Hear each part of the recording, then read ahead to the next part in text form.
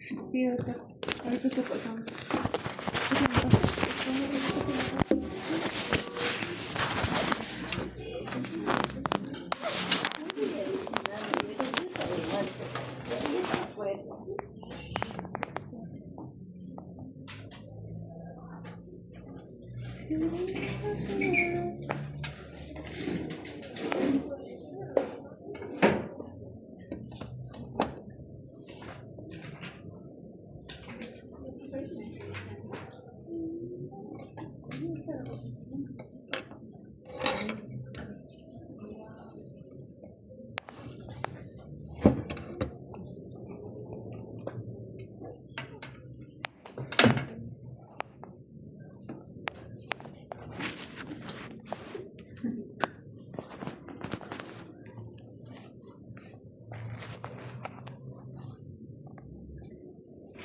Para señorita, el vino, en esto. Ah, póngalo. Ay, ya. Sí, tal cual. Sí, no encuentro. ¿Dónde está?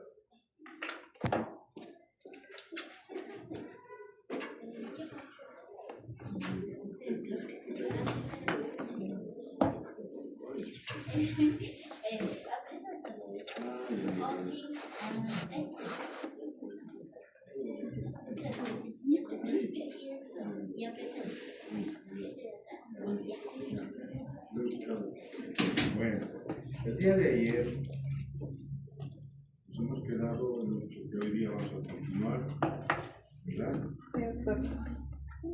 Hemos visto lo que se trata respecto al neumotórax de presión. La luz puede apagar, por favor, esa puerta no cerrará. Exactamente, entonces vamos a continuar. Una listita, Ya está pasando. ahí está pasando. Sí, Ya doctor. saben, ¿no? Lo que han votado conmigo y lo que, ¿no? Como Sí. el día de ayer. Sí, doctor. Como, ¿ya? Entonces, ayer estuvimos viendo, ¿no? Donde prácticamente en un neumotórax de tensión, prácticamente el aire, ¿qué es lo que hace? Colapsa, va empujando, ¿no? Como se ve acá, va empujando todo lo que es el parénquima pulmonar. Entonces, todo esto es aire. Y al haber, entonces, si esa tensión va empujando aún más todo lo que se trata de la parte del mediastino. Y ahí es donde prácticamente una inspiración, y en la expiración prácticamente se queda ahí. ¿Y qué es lo que pasa? Evita pues que la bomba cardíaca, ¿no? Sístole y diástole, entonces no tenga el funcionamiento, ¿ya? Y por lo tanto no va a haber una buena expulsión de sangre y nos da una muerte vital inminente. ¿Y qué es lo que se hace en esos casos? Alguna vez ha sucedido y como se ve en alguna película de esas también, no sé, al menos yo he visto eso, ¿no? Que cuando tiene un traumatismo, un tórax de tensión, se está por morir, entonces agarran un bolígrafo o algo, un tubo en cualquier espacio intercostal, mejor si es superior, ya, el paciente comienza a respirar. ¿Por qué? Porque comienza a expandirse, ¿verdad? Entonces sale todo el aire. Claro que posteriormente se va a colocar el tubo de pleurostomía en el segundo espacio intercostal, ¿no? Con la finalidad de solucionar el problema. Después, el traumatismo de todo, lo hemos visto ayer, también hemos dicho que las lesiones traqueobronquiales no son, es una condición poco común, como dicen, pero eso sí, potencialmente fatal. Claro, tráquea, especialmente la parte en la división, alguna vez ha sucedido, es fatal, ¿no? No se puede muchas veces hacer nada. El día de ayer también vimos que cuando hay una lesión en la parte superior de la tráquea puede haber, y dicen, no estás respirando, le intubaremos, decíamos, ¿no? Se le coloca un tubo, entonces allá, un tubo de Guede, por ejemplo, entonces un tubo orotraqueal, y perfora aún más, y el paciente nos puede hacer, pues, un paro cardiorrespiratorio. Dentro de los traumatismos abiertos, donde hemos visto que existe una solución de continuidad, ¿no? En la pared. ¿Qué va a pasar? ¿Qué va a haber esa herida que va a lesionar pues, a nivel del pulmón, va a va a la pleura visceral, la pleura parietal en el momento de ingresar, la pleura visceral, el pulmón, etc. ¿No? Los mecanismos de acción, como están viendo allá, formar arma blanca, allá un empalamiento, que alguna vez ha sucedido, es una cosa, hasta de toro, dice también allá, ¿no? Las famosas cosidas de toros que se hacen todavía en algunas provincias, no falta un valiente que entra, ¿no?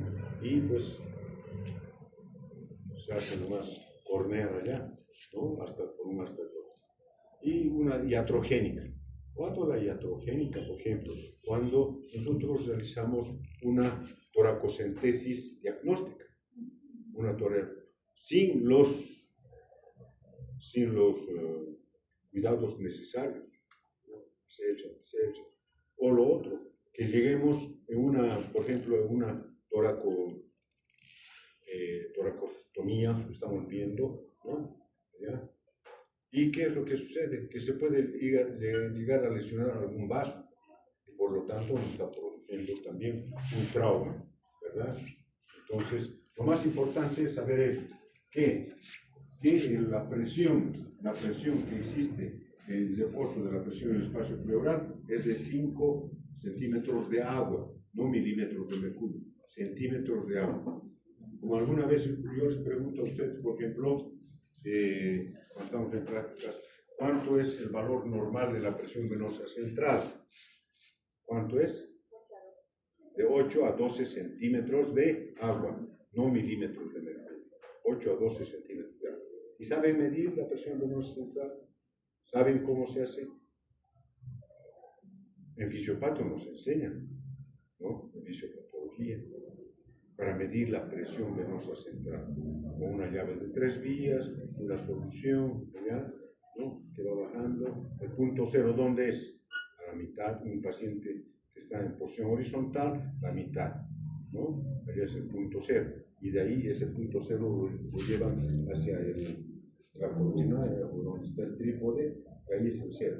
De ahí entonces medimos 1 centímetro, 2, 3, 4, 5, de abajo, menos 1, menos 2, ¿ya? Y como es una llave de 3 vías, la primera que está entrando el suero con el paciente y la segunda es para medir la presión venosa central. Entonces, esta se cierra, esta se abre y se mide la presión venosa. Es algo que tienen que ustedes saber también, es muy importante. Yo pensé, si en cuarto año, en tercer año en fisiopato nos enseñan a hacer eso, es una práctica inclusive, ¿no? Así es, para medir la presión venosa. ¿Ya? Bueno, entonces es muy importante saber eso. Y no solamente eso, sino que también en la inspiración forzada, ¿no? Esa presión en el espacio pleural va hasta menos 100 centímetros de agua. Y a una expiración forzada, más de 80 centímetros de agua. ¿Ya? Seguimos. Tratamiento inmediato en un traumatismo de tórax. Lo más importante, como se dice ahí, en todo traumatismo, en todo accidente, lo primero es evaluar dónde se ha realizado el trauma, dónde es el accidente. Algunas veces uno llega y allí están los accidentados, uno por allá, otro por acá, ¿no? ¿De dónde? ¿Qué ha pasado? Que el camión se ha volcado, ¿no? Ahí está. Y en ese aspecto, después de evaluar dónde estamos, puede ser también donde haya bastante tierra, ¿no? O también donde haya árboles, etcétera, que alguna rama puede penetrar también en el paciente. Entonces, se tiene que ir a valorar al accidentado, valorar. No moverlo en ese instante rápidamente, a verlo, ¿qué tal si está con una pequeña fractura a nivel cervical, que nosotros en el momento de moverlo lo vamos a fracturar aún más? Y esa médula, ¿no? ¿Qué va a pasar con la médula? Nada. Nos va a producir una paraplegia, ¿no? El paciente. En vez de hacerle un bien, podemos hacerle un daño. ¿De acuerdo? ¿Qué más dice? A ver, llevar a cabo intervenciones críticas y decisiones sobre tiraje y traslado. A veces desesperado, hay que sentar. Muchas veces el paciente está ahí ya medio, no está como se dice, medio moribundo, le dicen hay que sentarlo, hay que dar alcohol, y no es así, sino que puede estar entrando en estado de shock. Y cuando el paciente está, vemos que cualquier paciente, en cualquier persona, no siempre paciente, en cualquier persona, en la calle alguna vez se ve, está desmayándose, está ahí. Entonces, ¿qué hay que hacer? Lo primero que hay que hacer es elevar los miembros inferiores para evitar que, no sabemos si es un shock neurogénico también puede ser, un shock hipovolémico, dependiendo. Pero lo primero siempre elevar. ¿Para qué? ¿Con qué finalidad se elevan los miembros inferiores? A ver. Para ver, aumentar qué? El retorno venoso usted. Trombosis, no, más que trombosis, sino el retorno venoso que baje de aquí hacia arriba. Alguna vez en algún texto dice hay que levantarlo de los pies así, ¿no? Es verdad, antes hacían eso, levantarlos rápidamente para que haya un buen retorno venoso a nivel cardiaco. Pero muy importante es esto, lo que está ahí, el ABCD, airway, o sea, vías respiratorias. Ver si está o no está esa vía expedita, ¿no? Vías respiratorias, si está o no expedita esa vía. ¿Por qué? Porque el politraumatizado o el traumatizado puede estar pues con esa, puede tener una arcada dentaria, que es, ¿no? Entonces, que en el momento del accidente le puede estar obstruyendo la vía, ¿no ve? Una placa dental, ¿ya? Que le puede estar obstruyendo la vía. Entonces, tenemos que irnos a fijar, ¿ya? Vías respiratorias. Breathing, respiración, si está o no respirando. Y si requiere ese paciente, si no está respirando, vemos nosotros, aunque en ese instante no tenemos nuestro oxígeno, ¿cómo se llama? O para tomar el oxígeno de pulso, ¿no? Para ver la oximetría. Si no tenemos en ese instante, ¿qué vamos a hacer? Tenemos que ir a ver, pues, cómo están, ¿no? Las conjuntivas, cómo están los labios, la lengua, si está cianótico o no. Hay que ir a ver los lechos unguiales, está cianótico, necesita entonces oxígeno, ¿ya? Y si estamos en un centro médico, rapidito, darle oxígeno. Lo primero en una insuficiencia respiratoria siempre es dar oxígeno. Ya posteriormente en un politraumatizado vamos a ver de sacar las radiografías, posiblemente, hacer con delicadeza el examen físico, etc., ¿no? Entonces, la respiración. Luego viene la circulación, para ver el estado, si tiene o no, si está o no entrando en un estado de shock. La mayor parte en traumas siempre es shock hipovolémico. Pero si está, vemos que hay una buena presión arterial, pero sí que se está manteniendo, que puede ser cualquier otra lesión, vemos desde cabeza a pies, ¿no? Entonces, ahí recién vamos a tomar otras medidas que son necesarias. Pero es muy importante ver la circulación. Lo otro, la discapacidad o trastornos neurológicos puede tener, ¿no? ¿Qué tal si el paciente, al margen de tener el trauma torácico, tiene un trauma craneoencefálico, TEC, ¿no? Entonces, él no nos va a contestar, va a tener un trastorno neurológico, ¿ya? Habrá que ver el Glasgow, si responde o no responde al interrogatorio, a los estímulos dolorosos, etc. Del 1 al 15 hay que ver la escala de Glasgow, ¿verdad? Sí. Y luego la exposición y el control ambiental, que es muy importante ver cómo a ese paciente lo vamos a hacer que se sienta cómodo, digamos. Exposición. La parte ambiental es importante también. No lo vamos a tratar al paciente si está en pleno camino, ¿no? Sino veremos de darle un confort también, ¿no? Al paciente, que es también importante. Después tenemos tratamiento de lesiones específicas. Dice, algunos pacientes pueden sufrir alteraciones fisiológicas presentando a menudo hipotermia, ¿no? Hay que abrigarlo, pues. Hipotermia. ¿Por qué? Porque puede haber vasoconstricción, y si hay vasoconstricción va a haber hipotermia, ¿ya? Entonces habrá que abrigarlo al paciente. Puede tener un problema de coagulopatía, no sabemos, ¿no?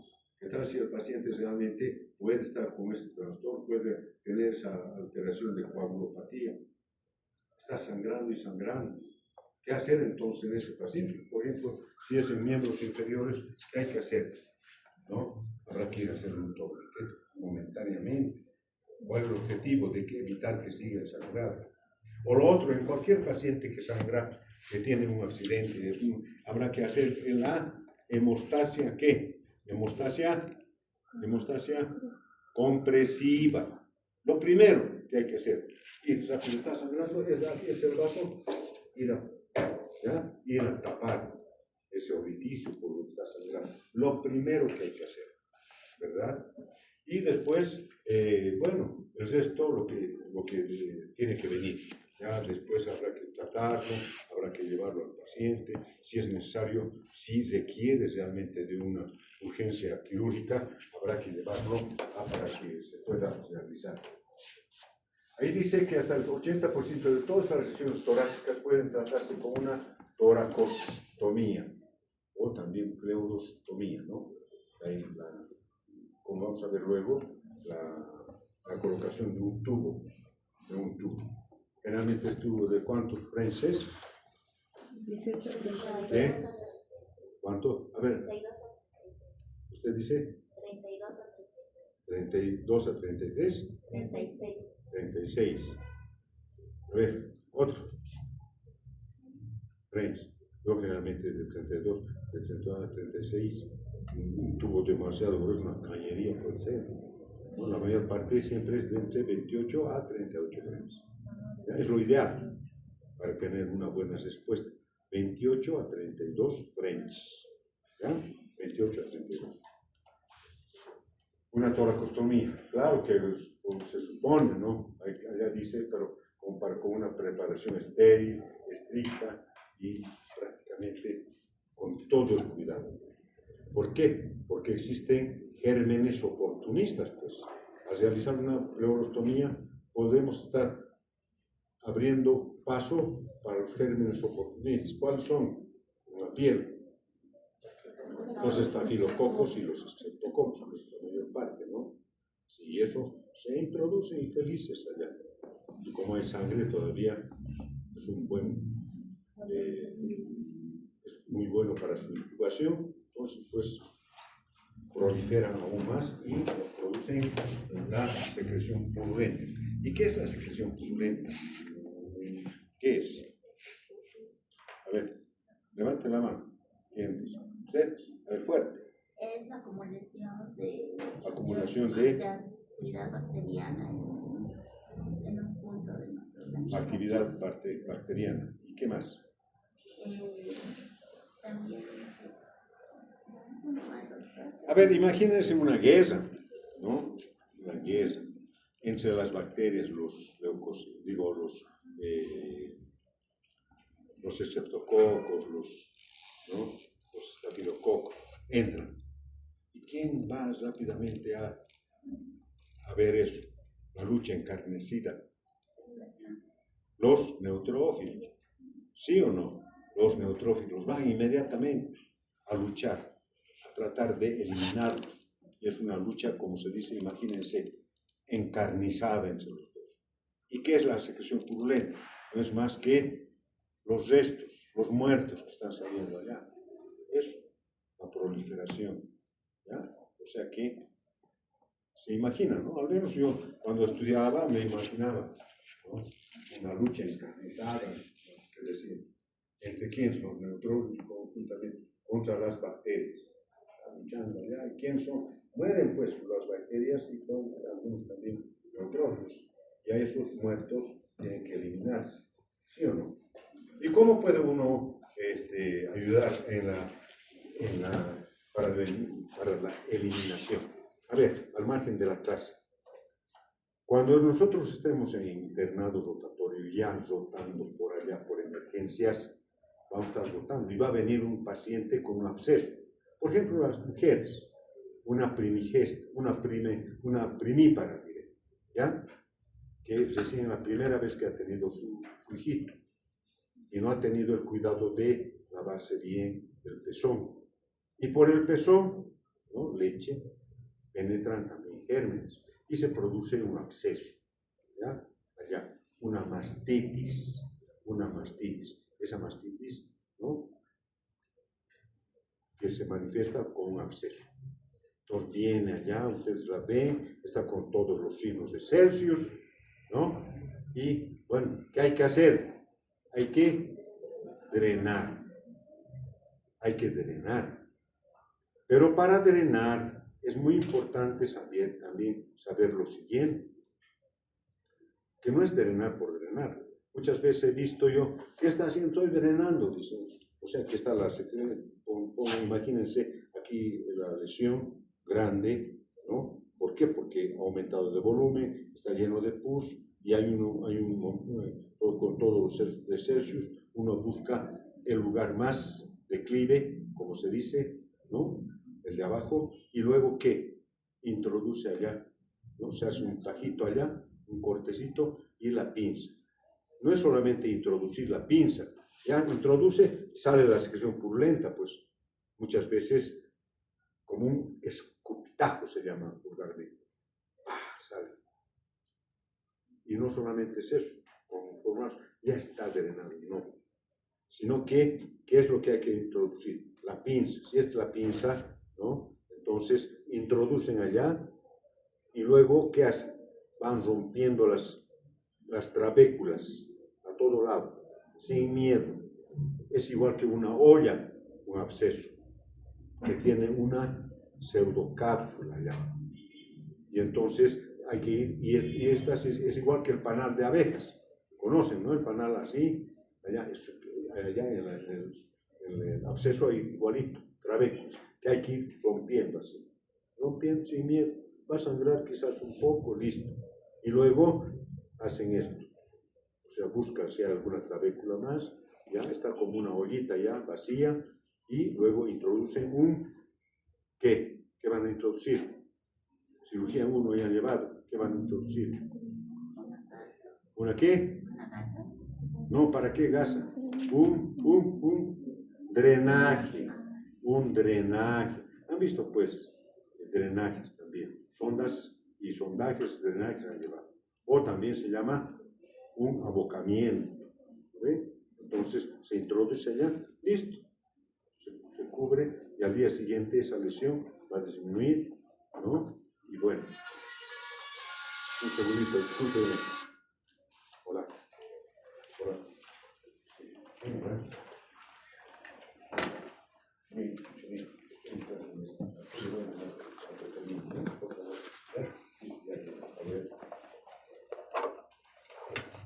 Bueno, entonces, esto es la forma de drenar cualquier absceso, pero para drenar también, ¿qué es lo que hay que hacer? Hay que tener en mente lo siguiente. No solamente es drenar allá y ¿qué?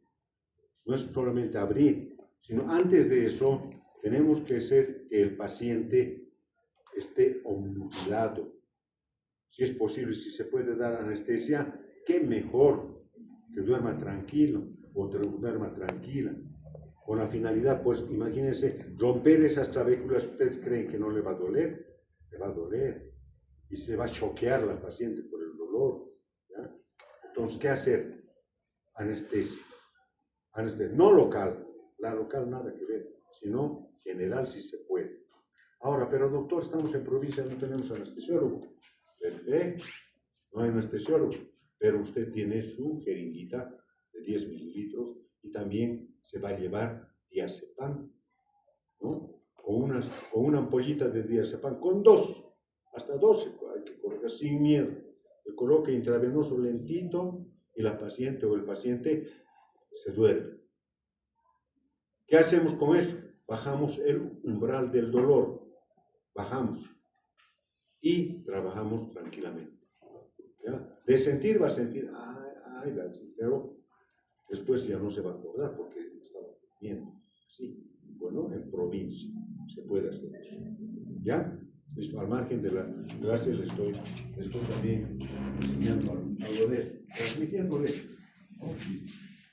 Bueno, ahí estamos viendo, ¿no?, cómo se está haciendo una toracocentesis, ¿no?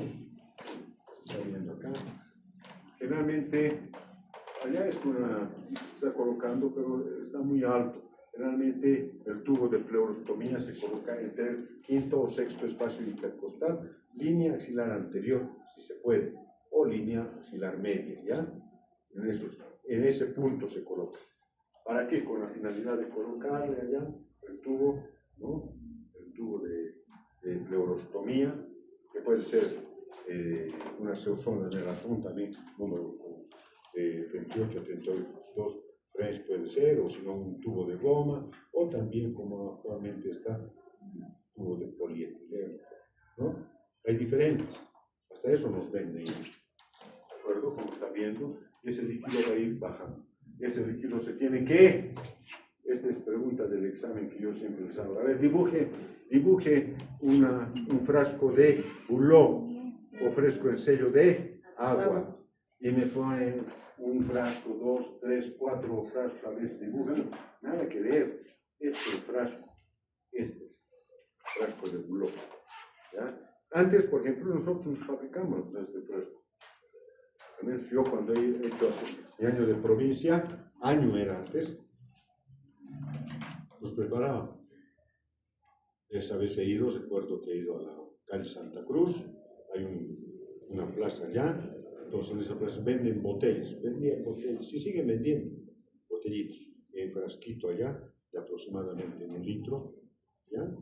Con su tapita de goma, con sus pipetas más, lo hacía esterilizar y listo, me iba tranquilo, me he ido y me ha servido en 2 oportunidades en el tiempo del año de provincia que he hecho, ¿ya? Tenía listo ya mi frasco estéril ya, ¿de acuerdo? Entonces así era, el frasco así se fabricaba, donde uno de los tubos, una de las pipetas, y vale el término, entraba hasta ¿dónde? Hasta acá. En este nivel es agua, puede ser agua destilada o solución fisiológica, puede ser 2 centímetros nada más. Y por debajo, aquí está ese tubo, que está conectado con el paciente, que está conectado y está bajando hasta el tubo de pleurostomía. Y el otro tubito corto con la finalidad de que si por aquí está entrando, él está respirando ya, va a ir botando, que va a ir eliminando aire, ¿no? ¿Sí o no? Entonces, las burbujas por acá salen y si es hemotórax, va a ir llenando poco a poco. Si es 2 centímetros, ya entonces empezamos a medir. De acá se habrá 200, 300, 400, 500, 1000 mililitros, 1500, depende del frasco, del tamaño del frasco. ¿De acuerdo? Y entonces, uno ahí va a valorar si es realmente un hemotórax masivo o es un hemotórax simple. ¿Ya? Eso tiene que saber hacer. Eso es lo más importante, que se metan aquí adentro. Un médico general puede hacer esto. ¿De acuerdo? Puede. Por eso se están formando ustedes. ¿Para qué? Para que puedan hacer una cosa sencilla, simple. Claro que va a ser difícil para quien no estudie, es seguro. Para quien no va a leer, ¿no? Un frasco, ¿qué es un frasco de agua? Entonces, bueno, es que es la última. Y pues me están bailando, ya me parece, sí. Pero sí vamos a bailar cuando terminemos el año, ¿no? En el mes de noviembre se termina todo, ¿no ve? ¿Verdad? Y los que merecen van a bailar, ¿verdad? Listo. Bueno, seguiremos entonces con la clase. Ahora vamos a ver la siguiente clase.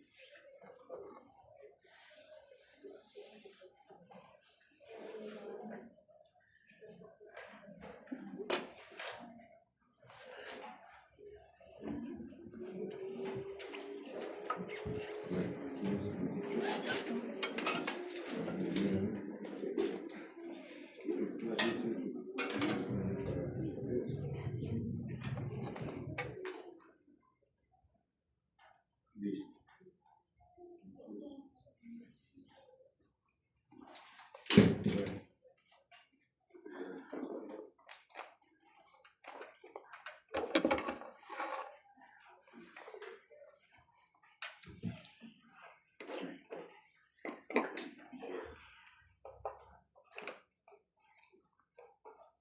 Vamos a ver todo lo que se refiere a la patología pleural.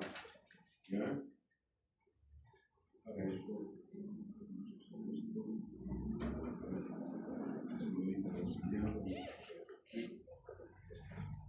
patología del espacio pleural. ¿Ya? Muy bien. Entonces, ¿a qué se refiere patología del espacio pleural? Saben ustedes muy bien por anatomía que existe la pleura parietal y la pleura visceral. Y entre estas dos pleuras que hay un espacio, ¿verdad? Que se hace de virtual, se hace real, ¿verdad? Ustedes representantes, seguro, se hace real, ¿verdad? Entonces, en ese espacio puede haber acúmulo de líquido, como hemos visto, ¿sí o no? Hemos visto que hay un acúmulo de líquido. Y este líquido, ¿qué puede ser? ¿Ya? Puede ser un trasudado, un exudado, o también, como hemos visto en trauma torácico, puede ser un hemotórax, un hemo, sangre también, ¿verdad?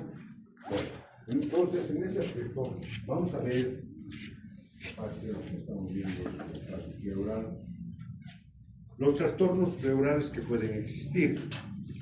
¿Ya? No me gustaría que no me gustaría soy bien claro. ¿Ya? Es que usted tiene ventaja más que los demás. Todos tenemos que estudiar por los demás. Y me gustaría que todos juntos. Lo más importante. ¿Ya? ¿Qué? Está bien, entiendo. Está bien. Entonces, es decir, hay trastornos pleurales. La pleura. En ese espacio se producen pues lesiones también. Incluye la pleuresía. ¿Qué es pleuresía? Pleuresía no es más que un proceso inflamatorio, ¿ya? Inflamatorio. En la pleura se inflama. Esa pleura se puede inflamar también por un trauma, pues, ¿verdad? Un trauma. Y entonces, ¿y qué nos va a producir? Una pleuresía. Y esa pleuresía siempre produce dolor. En el momento de meter aire, por ejemplo, es un dolor que se produce, es un dolor agudo en el momento de la inspiración. Lo otro, que ya hemos visto, derrame pleural, ¿ya? Exceso de líquido en la pleura. Puede haber, hemos visto ya, trauma neumotórax, acumulación de aire o gases en la pleura. Hemotórax también, acumulación de sangre en el espacio pleural. O también puede haber un empiema. ¿Qué es empiema? No es más que la pus en el espacio pleural, como vamos a ver. Entonces, dentro de los trastornos pleurales está eso. Y en los trastornos torácicos, sabemos que es la pleura, que es una membrana nada más, ¿verdad? Una membrana delgada que va a recubrir pues, el exterior de los pulmones. También, ¿qué es la pleura? Lo que hemos visto, o sea, lo que hemos dicho ya, la pleura visceral, la pleura. En ese espacio va a haber el exudado y el trasudado. El exudado. Cuando se piensa en el exudado, siempre tiene que uno pensar que se trata de un proceso infeccioso. ¿Ya? Infeccioso. ¿Y debido a qué? La secreción purulenta. Por ejemplo, ¿qué es lo que pasa? Cuando nosotros estamos en un accidentado, ¿no? Hay un trauma abierto, penetran los gérmenes oportunistas y por lo tanto se va a hacer un exudado allá, secreción purulenta. ¿Y qué características tiene? Dice que el exudado, para ser exudado, tiene un pH menor a 7.2, ¿ya? Una glucosa menor a 40 miligramos por decilitro, menor glucosa. Y las proteínas, ya se enojado la señorita, miren, ¿no? Seguro se enojada porque no estoy permitiendo. Ya está parece ahora durmiendo. Entonces, dice LDH, ¿qué es? Deshidrogenasa láctica, ¿no? O lactato deshidrogenasa. Entonces, mayor a 1000 unidades, ¿no? Internacionales por litro. Después, proteínas mayor a 3.5 miligramos, ¿de acuerdo? Por decilitro. Y la presencia, por supuesto, ¿no? La presencia de bacterias. Eso es importante saber. ¿Por qué? Porque de esa manera, cuando nosotros estemos viendo, vamos a mandar al laboratorio el líquido y nos van a reportar de esta forma. ¿De acuerdo? En cambio, el trasudado es un líquido citrino, parecido a la orina. ¿De acuerdo? Citrino. ¿Ya? Y que sabemos que el exudado lo producen las bacterias. ¿Y el trasudado qué produce? Hay ciertos cuadros patológicos que producen el trasudado, como por ejemplo, como dice ahí, ¿no? Las causas más frecuentes de trasudado son la insuficiencia cardíaca en más del 75%. Cuando hay un trasudado, o sea, un líquido, ¿ya? Tenemos que pensar, puede ser por una insuficiencia cardíaca. Es el que más se presenta, en un 75%. Una cirrosis hepática en un 15%. ¿Ya? El síndrome de la vena cava superior, síndrome de la vena cava superior, síndrome también se llama síndrome de compresión de la vena cava superior, síndrome de compresión, que se produce generalmente en cuadros así, donde existe un cuadro de una lesión tumoral, un tumor, un linfoma, generalmente puede llegar a crecer allá y producirnos un síndrome de compresión de la vena cava superior, y eso va a hacer que se produzca un trasudado, ¿ya? Y por esa razón algunos pacientes debutan así, ¿no? Vienen, no puedes respirar, yo soy oncólogo, ¿no? Tantos pacientes que vemos allá en la unidad de oncología a veces que están con su derrame pleural, ¿ya? Y en ellos, primeramente, antes de operar, tienen que entrar en condición, se le hace su pleurostomía, ¿no? Y para que ellos tengan el síndrome de la vena cava superior que se ve. El aumento de la presión venosa pulmonar también produce un trasudado. La hipoproteinemia, como el síndrome nefrótico, ¿no? Que produce también una hipoproteinemia, que no solamente se ve pues a nivel pulmonar, ¿no? El derrame, sino también ¿dónde? Elevado, pues ya, fisiopático elevado. ¿Dónde? En miembros inferiores, ¿no? Esos miembros inferiores están con un edema, un Godet 1, 2, 3 cruces. ¿Ya? ¿Por qué? Por hipoproteinemia. No siempre también puede ser por un síndrome nefrótico, hipoproteinemia. No siempre va a ser también una insuficiencia cardíaca que también les produce, ¿ya? Un edema. ¿Ya? ¿De acuerdo? Así es. Y otros menos comunes, como dice la atelectasia pulmonar, porque está atelectásico, pero está más que todo, tiene aire, ¿no? Una diálisis peritoneal, entre otras causas también, que son una diálisis peritoneal. A ver si más. ¿Qué más? Ahora vamos a ver el pie. Dentro de lo que es la patología, ¿no? Del espacio pleural, lo más importante que tenemos que ver es el empiema. ¿Por qué? Porque se sigue produciendo un empiema. Cuando alguna vez vayamos por el tórax, ¿no? Alguna vez hemos ido, pero por falta de tiempo muchas veces. Pero si uno quiere saber, puede ir allá. Va a haber un paciente con empiema, ¿no? Que está conectado su tubo de pleurostomía, un frasquito de Bullock, ¿ya? Y que ese empiema no siempre puede ser es decir, ese tubo no siempre va a ser por un empiema, sino también por una TB, ¿ya? Una tuberculosis, ¿ya? Para hacer el tratamiento.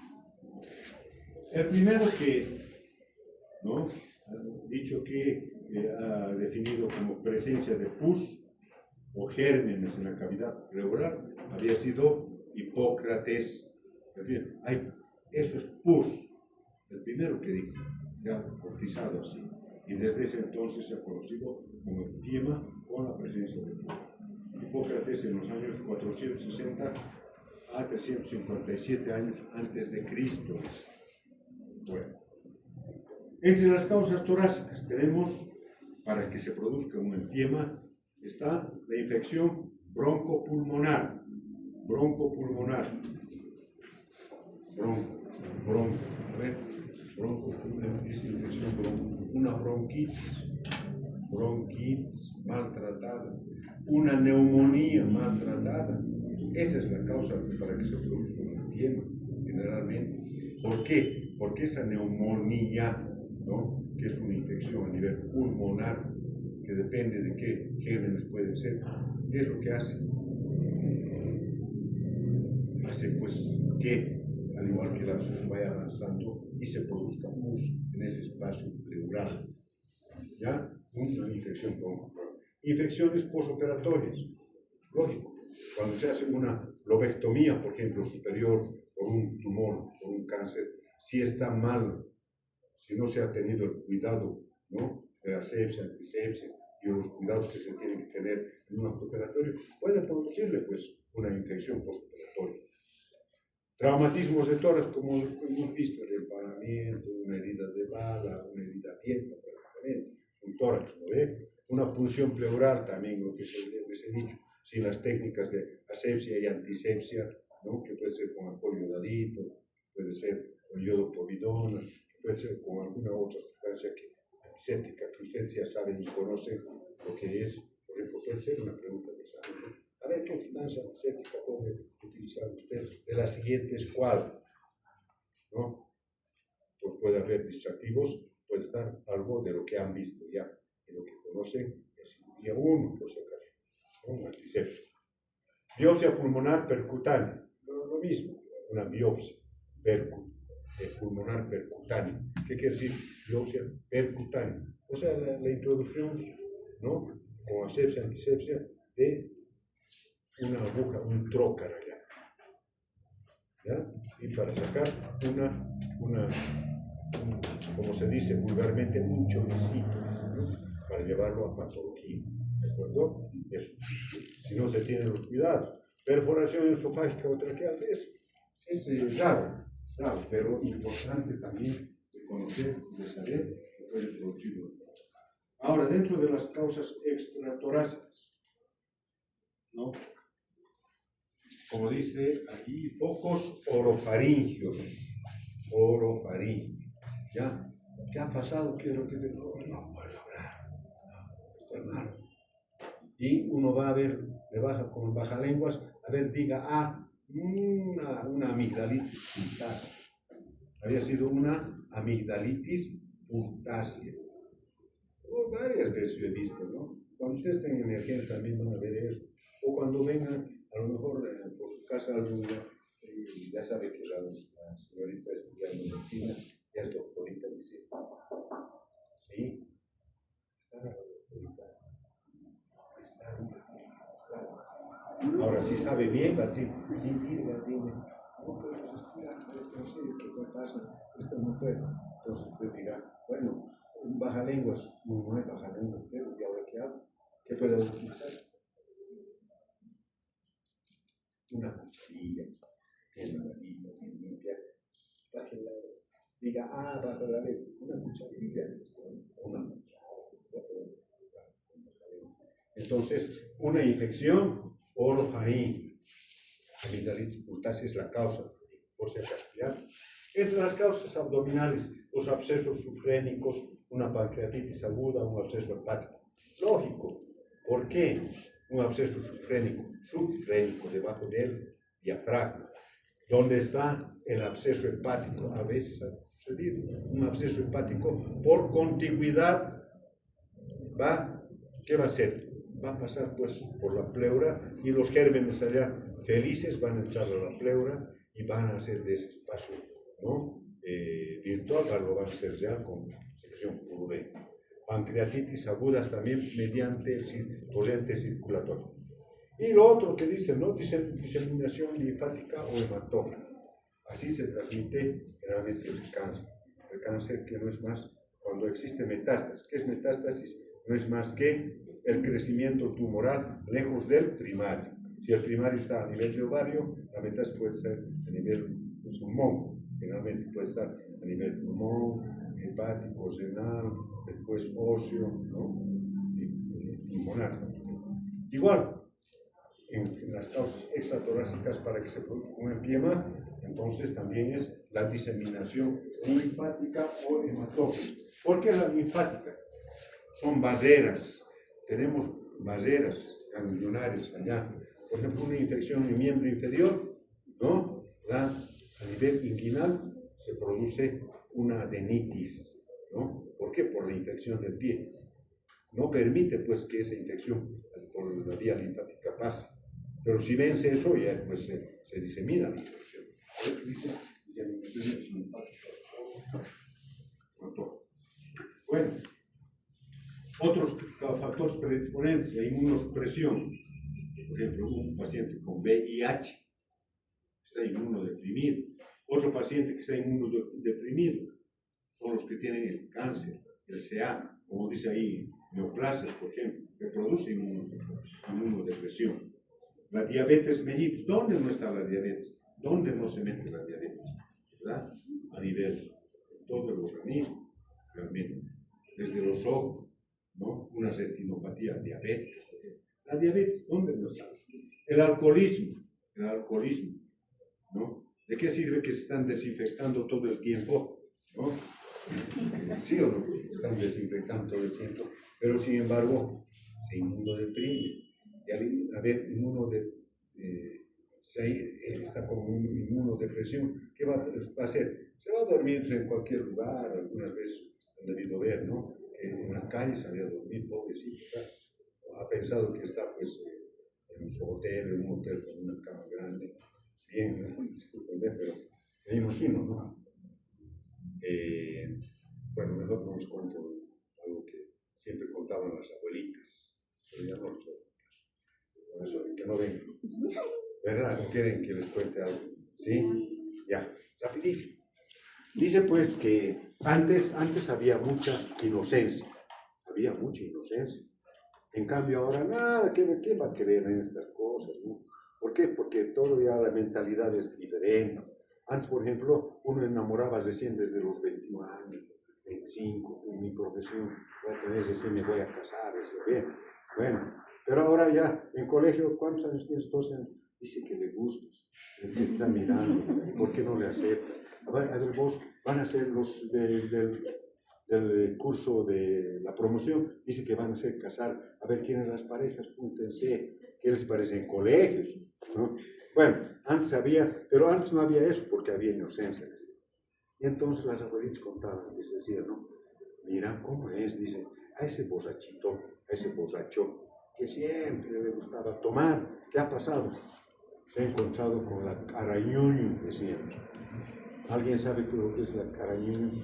No, pues no sabe, porque en este tiempo ya no se habla de esas cosas, porque ya les digo, que la carañuño era una mujer bien esbelta, ¿no? Y el borrachito estaba yendo, caminando allá y se encuentra con la carañuño. Y la ve, entonces la quiere enamorar y la carañuño viene, le abraza y le dice, ven, te voy a llevar. Era una mujer, ¿no? Pues una bella, ¿no? Desnuda casi. ¿No? Lo lleva al borrachito de vámonos, nos vamos al hotel y listo, dice que lo hace dormir allá, duérmete tranquilo, dice. A la mañana siguiente se despierta él en un basurero. ¿No? Imagínense, me ha hecho dormir en el basurero, pues, en un basural, allá, donde existe toda la basura, bien excrementos y todo, ¿no? Y él se despierta, estoy en mi hotel todavía, dice, ¿cuándo está? Eso contaban las abuelitas, que siempre les pasaba a todos aquellos que eran borrachitos, ¿no? Así era. Bueno, eso. No sé si les ha impresionado, no creo, ¿no? Porque ahora, ¿qué se van a impresionar? Porque es una cosa ya. Ya, listo. Bueno, seguimos entonces.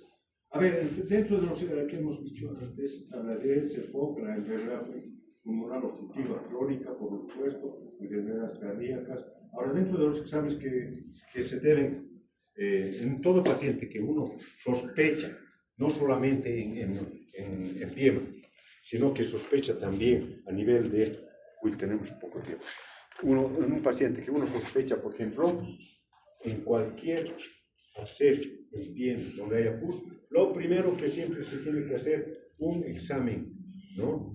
Sacar la muestra, cultivo y antibiograma. o en lo mejor de los casos un hemocultivo cuando la temperatura esté elevada. Está con temperatura en ese instante un hemocultivo porque los gérmenes están pues en ese instante produciéndole bastante temperatura, en ese instante. Un hemocultivo, ¿ya? O también el examen de líquido pleural, como dice. ¿Y para qué? Para ver pues los estudios para ver si son gérmenes gram positivos, gram negativos, ¿no? Para ver todo eso. El pleura generalmente, especialmente en examen de poca magnitud, entonces el proceso por el examen citoquímico también, muy importante para ver la celularidad, ¿no? Para hacer un diagnóstico diferencial, como dice ya, entre un ultrasudado y un exudado.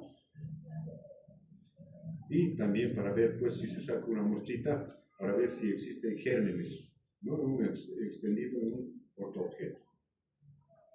Esto vamos a saltar un poquito. El diagnóstico, ¿no? Historia clínica minuciosa, se supone, es la historia clínica, pues, ¿no? El anamnesis, luego viene la inspección, palpación, percusión y auscultación. Eso es con respecto al diagnóstico, donde van a ver prácticamente si el paciente está tosiendo o no está tosiendo, si tiene un dolor en el momento de respirar o no, ¿no? Entonces, para ver todo eso. Ahora, dentro del diagnóstico clínico, hay que sospechar. Se sospecha que este paciente tiene un problema a nivel pulmonar, un empiema, cuando la fiebre va más allá de los 7 días. ¿Ya? Está allá. Sigue fiebre. A ver, por momentos calma y ahí hace cuadros épticos. Épticos quiere decir, sube la temperatura, luego baja. Otra vez sube allá, al tercer día sube y baja. Picos épticos. ¿Qué más? La aparición de un desame clínico o radiológico. Clínico. Percusión. Mate. Auscultación, ausencia de murmullo vesicular. ¿Ven? Ausencia. ¿De acuerdo? A la palpación, vibraciones vocales. A veces, cuando es un tumor, cuando es sólido, aumenta las vibraciones vocales. En cambio, acá disminuyen las vibraciones vocales. Y luego, hay que ver, ¿no? Si existen focos de infección en la cabeza, cuello, o sea, buscar. Eso sospecha.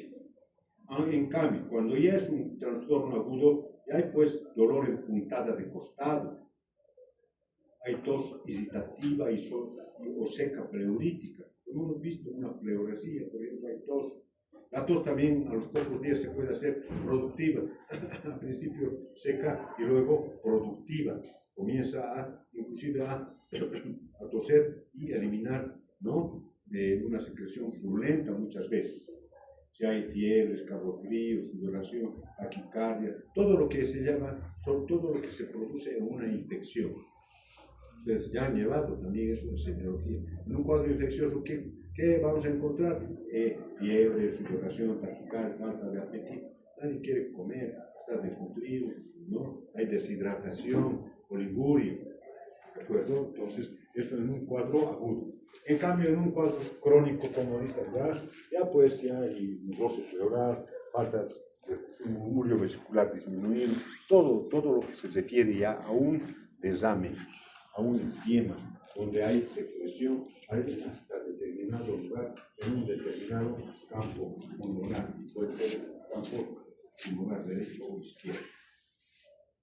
Para eso hemos visto que hay que sacar las radiografías de tórax, ¿no? Que mejor si es una AP, que se puede. Nosotros en oncología siempre pedimos AP, que es mucho mejor. La tomografía sea computada, por supuesto, ¿no? Pero si estamos en provincia, solamente la clínica, no se olviden, ¿no? Inspección, palpación, percusión, auscultación. Con eso nosotros nos defendemos. Ahora, si estamos en la ciudad, ya se le pedirá una tomografía sea. Ahí estamos viendo un cuadro, un hemotórax, no es hemotórax, un desame pleural. El desame pleural siempre se lo ve, como lo están viendo allá, con un velamiento se llama, ¿ya? Velamiento. En cambio, si fuese, cuando hay aire, hay hiperclaridad.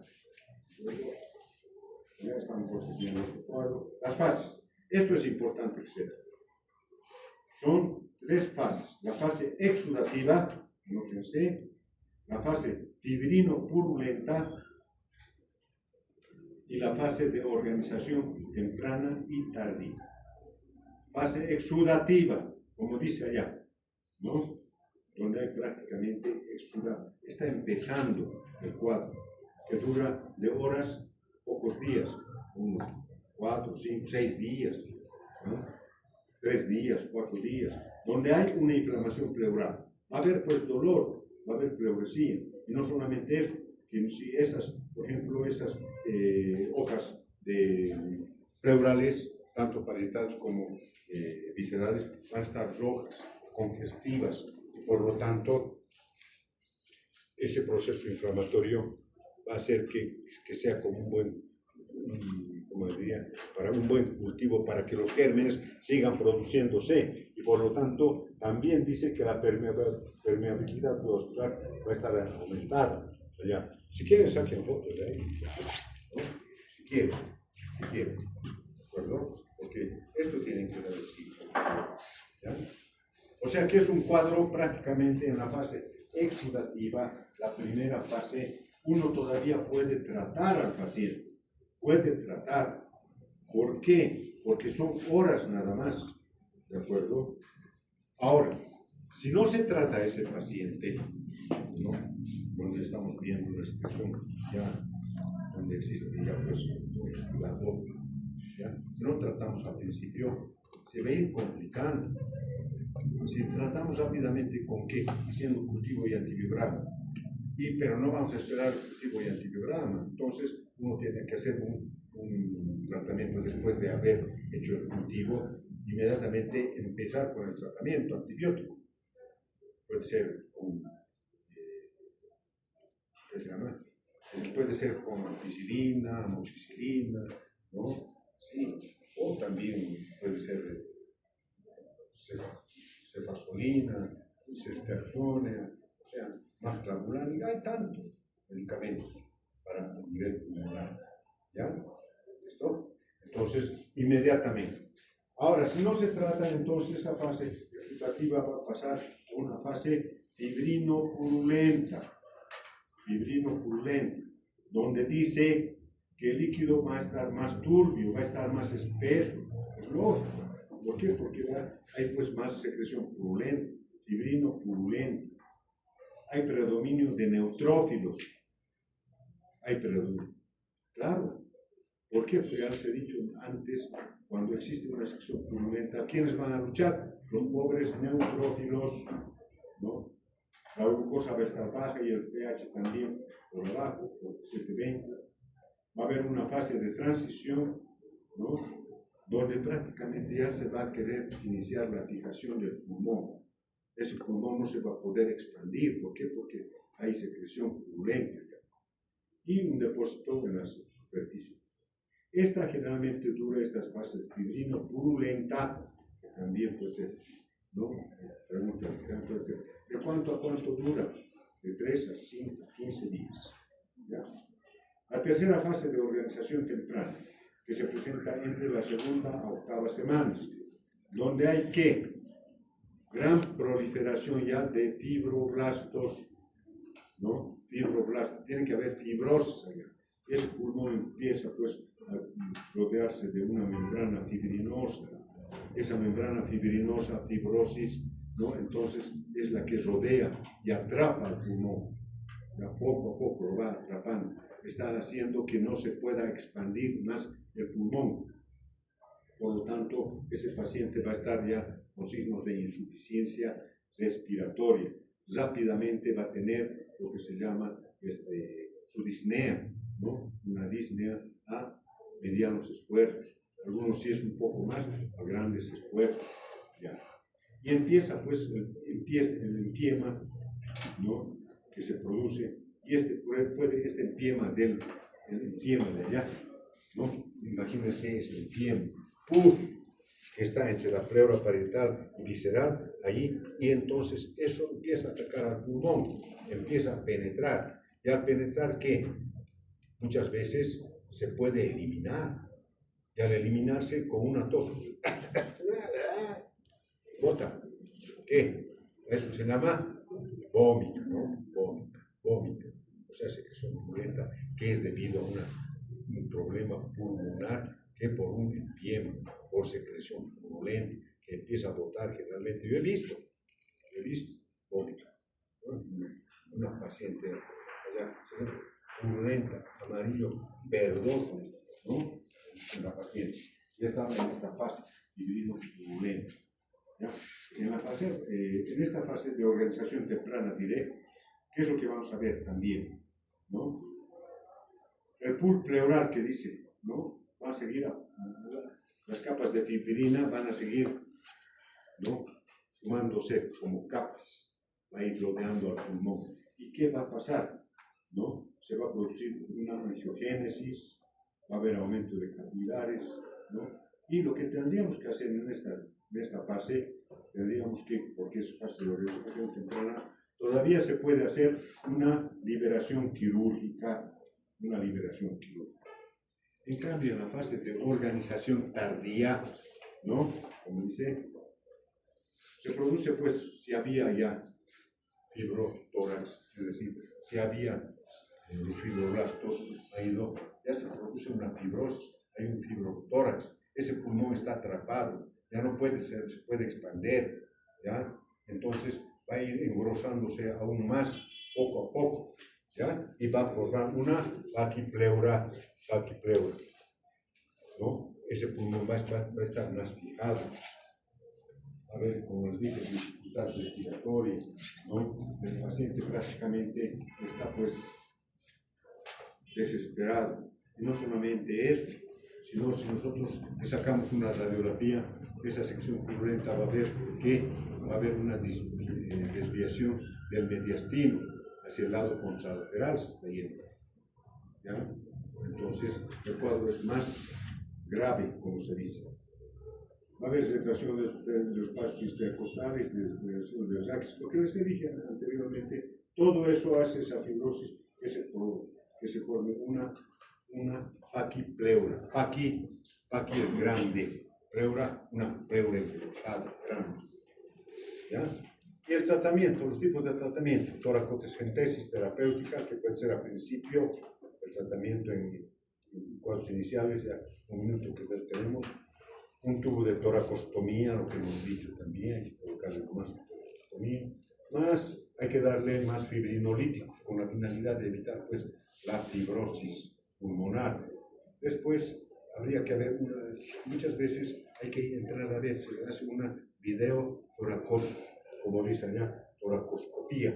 Oscopein es ver, oscopein, ¿no? Ya está, ¿ve? Listo. Y después un drenaje abierto. Ese drenaje abierto en base a qué? A la pleurostomía, como está viéndose acá. Hemos visto, les he dicho cómo se hace, las fases. Estamos viendo la toracocentesis diagnóstica. Bueno, eso sí, van a ver más que todo en práctica. Al menos en prácticas, yo siempre pregunto. Ya, te diremos que no estamos hablando. Muy bien. Un minuto, doctor. Para despedir. Ya, empiece el reloj. Ya, un minuto de ¿ya? Entonces, esto, lo que hemos visto, la pleurostomía, cuando hemos visto la parte de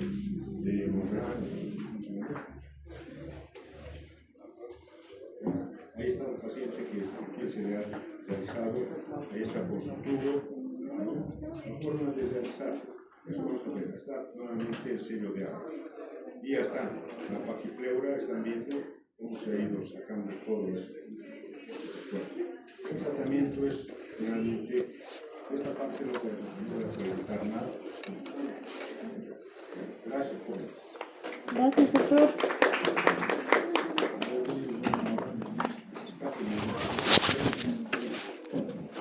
Vámonos,